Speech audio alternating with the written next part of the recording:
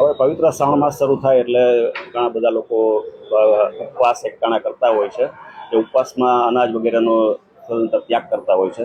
તો આવા ઉપવાસ એકટાણાને અનુલક્ષીને આપણે દરેક વર્ષે શ્રાવણ માસમાં કાર્યવાહી કરીએ જ છીએ.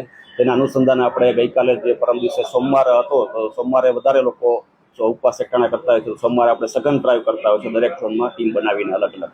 તો આ દરમિયાન આપણે ગાયત્રીનગર મેઇન રોડ ઉપર જલારામ ચોક નામની જગ્યાએ જલારામ ફરસાણ નામની પેઢીમાં તપાસ કરેલ હતી ત્યાં સાંજના સમયે. આ સમયે ત્યાં 90 કિલો જેટલી આશરે પેટીસ તૈયાર જોવા મળે. જેના રો મટીરિયલ અંગે પૂછતા તેણે જે થેલો બતાવેલ લોટનો તેમાં મેઇઝ સ્ટાર્ચ લખેલું જોવા મળે હતું.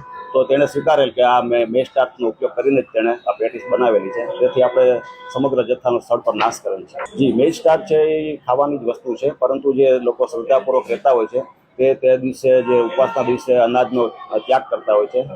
મકાઈ છે એ અનાજમાં ગણાય છે, જેથી લોકો તે આરોગતા નથી હોતા ઉપવાસ એકટાણા કરનાર લોકો.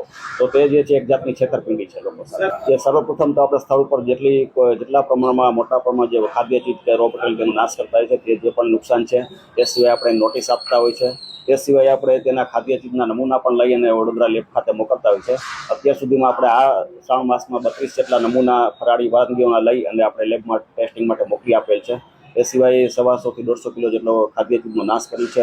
આવી જગ્યાએ આપણે નોટિસ પણ ફટકારેલ છે. જી, રાજકોટમાં જે સ્થળ પર જે વિસ્તારમાં વધારે ફરાળી વાનગીઓનું વેચાણ થતું હોય તેવા રોડ કે વિસ્તારો આપણે પહેલાં પસંદ કરતા હોય છે અને રેન્ડમલી દરેક અલગ અલગ ટીમ છે તે અલગ અલગ જગ્યાએ ચેકિંગ હાથ ધરતી હોય છે.